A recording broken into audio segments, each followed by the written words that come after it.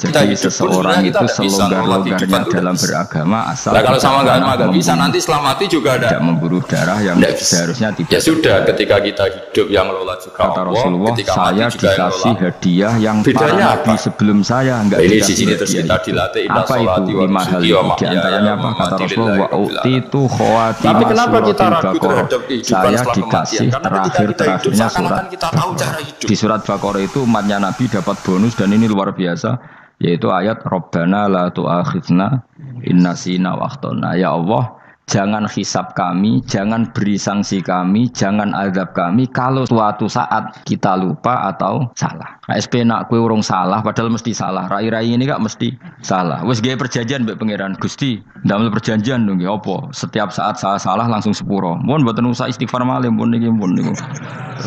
Terus deal soalnya deal ini. Lah itu ngendikane Kanjeng Nabi senyum-senyum senenge ra karuan. Dan setiap itu dibaca oleh umatku, Allah sudah jawab qala na'am. Jadi Rabbana la tu'akhifna in nasina aw akhtana. Terus qala Allah menjawab na'am. Terus Rabbana wa la tahmil alaina isron kama hamaltahu 'alal ladzina min qablina. Allah menjawab na'am sampai terakhir wa'fu anna, Allah jawab na'am. Terus kalau masalah ibadah itu Allah ngambilnya sholat. Awwalu ma yuhasabu bil mar'u napa? As-sholat. Pertama yang dihisab itu sholat. Jika sholatnya lolos, maka hisab yang lainnya napa? Ringan. Nggih pun ngoten. Terus ada hisab-hisab yang di kula waca mungkin sampean iso ngantisipasi hisab. Jadi la tazulu qadama Adam atau qadama ibni Adam yaumal qiyamah hatta yus'ala an arba'in. Pertama ditanyakan dari sifat mudanya, dihabiskan untuk apa, umurnya untuk apa, hartanya dari mana, setelah mendapat untuk apa. Terus wa an ilmihi madza amila bihi, terakhir setelah mendapat ilmu itu apa yang dia perbuat. Mulane ada orang tok ilmu tidak ditakoki wae pangeran ora apa takoki. Ilmu iso nglakoni, mboten gadah ilmu ya Gusti. Terus serepet sampeyan. Dunya mboten gadah dunya. Lha opo ning dunya nggih ngentosi mati sing mon-mon niku aman apa? Sebab itu orang fakir itu masuk surga lebih cepat timbang orang kaya kacek pinten 500 tahun ketakoki. Dia apa mboten gadah napa-napa. Iso ngaji mboten. Jadi gak perlu pertanggungjawaban mereka napa. Sekacau kan. Nah, sementing kula terangno ngeten ya. Niki penting rungokno. Mahsyar iku maknane iku nggon giringan. Terus kiai kuno maknane bayangno nggon mahsyar iku maknane tempat dihalonya semua manusia. Terus mauqif itu tempat diberhentikan, apa? Tempat diberhentikan. Terus di situ Anda innahum mas'ulun, mereka semuanya ditanya, dihisab. Nggih rungokno semuanya dihisab. Terus ngendikane Kanjeng Nabi, hasibu anfusakum qabla an tuhasabu. Menghisaplah diri kamu sekarang sebelum kalian semua dihisap. Jangan lupa like, comment, dan subscribe. Sehingga potensi kita ini umat Islam utamanya yang tahu ngaji-ngaji ini, sampean semua dihisap ini kemungkinannya kecil. Karena ketika kowe ning donya sampean sedanten kan biasa wis donga Rabbana zulamna anfusana. Jadi ya Allah, saya ini benar-benar mendolimi diri kita sendiri. Karena tujuannya hisab itu taubah. Taubah itu mempermalukan mereka di depan umum. Saya ulang lagi ya. Jadi semua hisab itu taubihan, mempermalukan mereka di depan umum bahwa mereka orang yang buruk. Sementara kamu di dunia sudah sering ngaku orang buruk. Selain ya wis rawong akeh maksud ini kan. Jadi ngakuin apa Rabbana zalamna anfusana. Sehingga ngendikane Kanjeng Nabi sebuti hasibu anfusakum qabla antu hasabu, menghisaplah diri kamu sendiri sebelum nanti kamu benar-benar dihisap. Sehingga umatnya Rasulullah itu kemungkinan kena hisap itu kecil sekali karena tadi sudah terbiasa menghisap dirinya sendiri. Banyak amalan yang menjadikan diampuni. Misalnya kafaratul majlis itu lafadznya agak istighfar. Subhanakallahumma bihamdik misalnya. Dan banyak imatatul adza anit thoriq. Misalnya Nabi pernah cerita ada seseorang yang nakal. Kemudian gara-gara menyingkirkan duri di jalan yang ganggu orang lewat, kemudian Allah memaafkan. Ada yang dimaafkan karena ngombeni anjing, macam-macam lah. Kemudian ngombeni santri, macam-macam. Sehingga potensi kita dimaafkan itu tinggi sekali karena ada sekian amal yang itu menjadi sebab ridhanya Allah Ta'ala. Malah kalau dalam dunia wali itu ada seorang wali mau ngarang kitab kemudian tintanya itu diminum lalat, dia membiarkan tinta itu sampai lalatnya sampai kenyang, kemudian gara-gara itu dimaafkan oleh Allah Subhanahu wa taala. Banyak sekali. Sehingga potensi kita dimaafkan tinggi. Terus turu sudah ada orang rasani wong enggak macam-macam lah. Iku ya insyaallah di sepuro pengiran. Dadi ana wali mergo kakean apa? Turu ditakoki, "Kenapa kowe kok turu wong wali? Mboten siap roh donya, Gusti." "Kenapa?" "Donya wis rusak tok, patok mboten roh, Gusti." Lah iku ya mari swarga napa? Ya swargane wong turu ya kira-kira tok. Tapi jadi umat Nabi itu luar biasa. Makanya saya yang heran nih kalau ada orang alim bikin gerakan terlalu tenanan itu keliru, biasa mawon. Turu ku ya ibadah, wae agar gak zina, gak maling, wae agar gak nglakoni dosa gedhe ini sanggep ae napa? Ibadah. Karena tadi Rabbana la tu'akhidna in nasina wa akhtana. Terus Allah jawab na'am. Sehingga kiai-kiai itu takut orang itu lupa terus dimodifikasi sedemikian rupa jadi wiridan. Tapi alhamdulillah kok banyak yang kritik. Jadi ya biar seimbang no. Seimbang apa alam demokrasi. Jadi kula lagi kecewa mbek sing kritik mergo insyaallah rapati paham masalah usul ini. Karena satu-satunya cara supaya orang paham itu pancen yo dijak latihan bareng-bareng. Gak ngono wis malah ra paham blas. Ya tapi tadi ya semua itu resiko. Zaman Nabi Sugeng ana ibadah sunat dilakoni terus, Nabi yo duka, kuwatire dianggap wajib.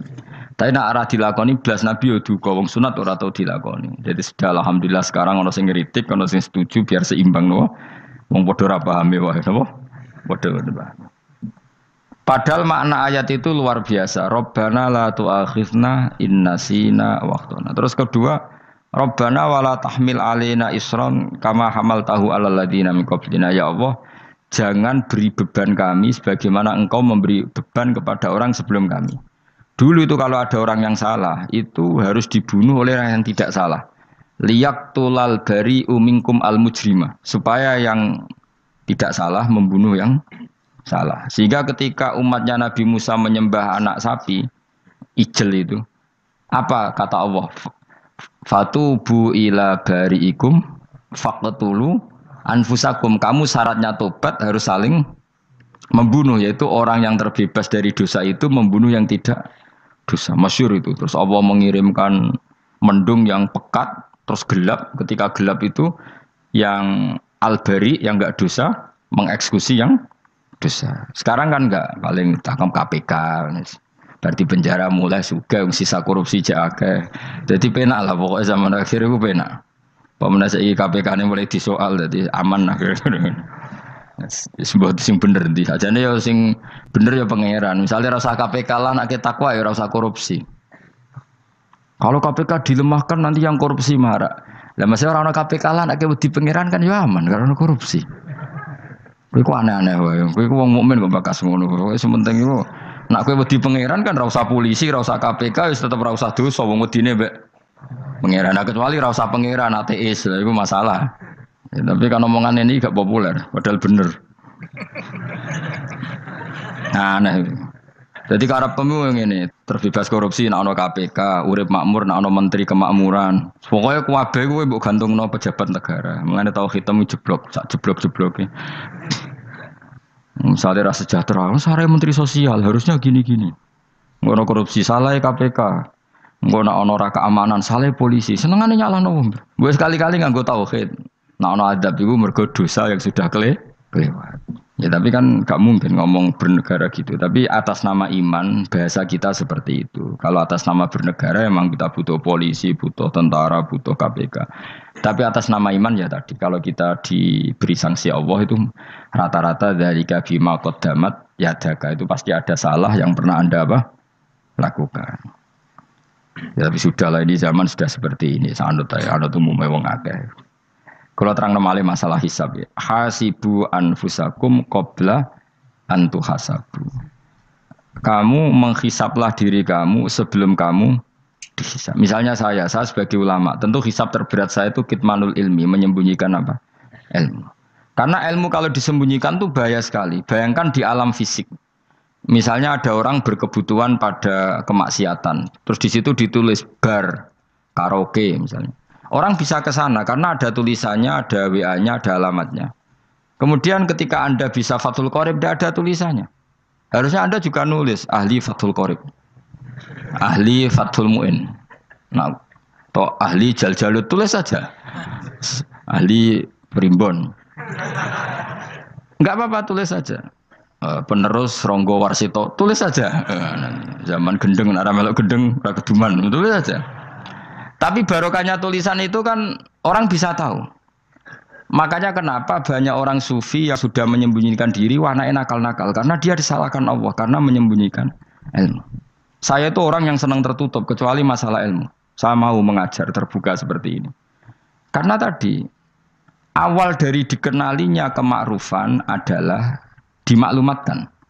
Awal dari dikenalinya keburukan juga karena dimaklumatkan. Betapa celakanya kalau kemungkaran dimaklumatkan sementara kebenaran tidak dimaklumatkan. Makanya Mbah Mun itu sampai berfatwa, Mbah Mun guru saya itu. Nak ono masjid ra ono menawarane Mbah Mun duka. Masjid kok ora ono menarane, wajib ono. Dulu saya iskal kenapa menara jadi wajib. Tapi setelah saya tambah angan-angan, secara fikih jelas tidak wajib. Tapi coba bayangkan, misalnya ada bar, lampunya tinggi, orang dari jauh tahu itu bar, sehingga kalau mau maksiat misalnya ingin ke sana. Sekarang misalnya masjid gak ada menara, ada orang ingin sholat, ono masjid tahu orang. Tapi baru kayak ada menaranya kan, tahu. Intinya semua kebaikan itu harus dimanarohkan. Makanya manaroh itu dari kata nur, dimenarakan, dari kata nur, dari kata dicahayakan, dimaklumatkan.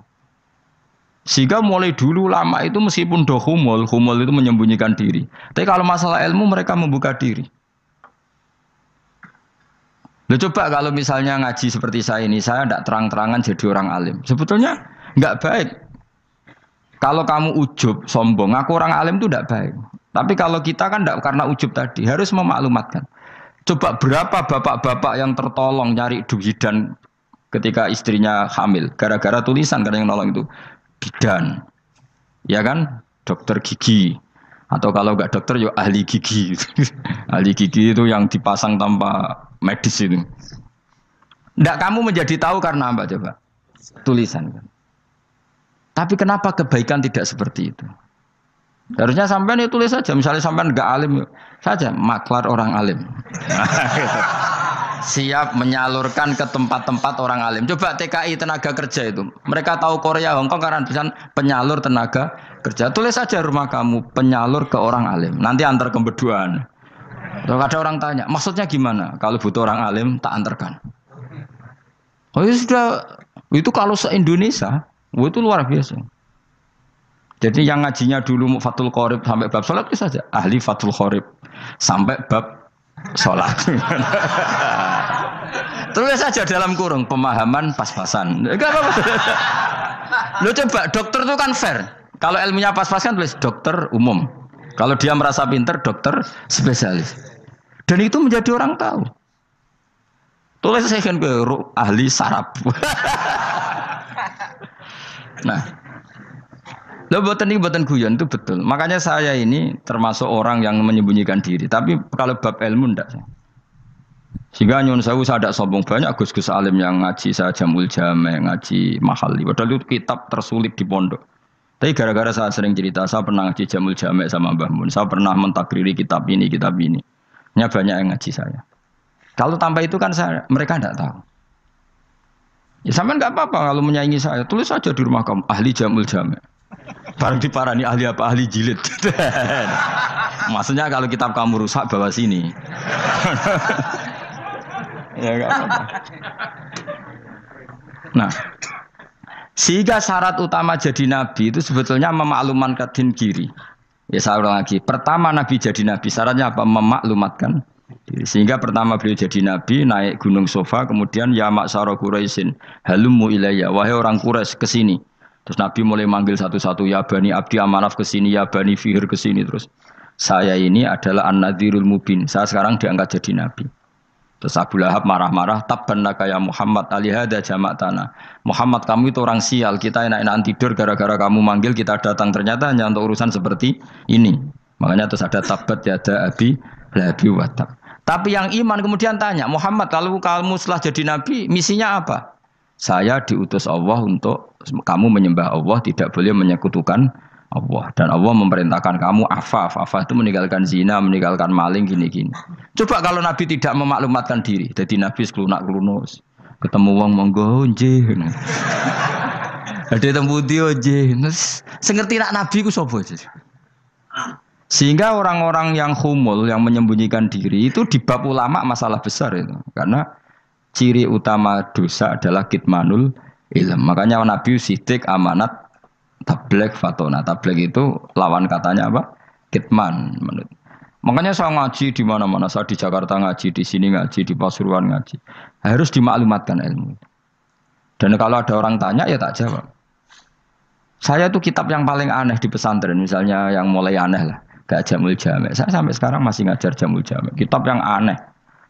Macane lagi roh judulnya pusing. Jamul Jawami', kumpulane pira-pira kumpulan. Dadi ilmu apa ae ana ning kono. Sing gak ana ilmu dukun, mboten enten.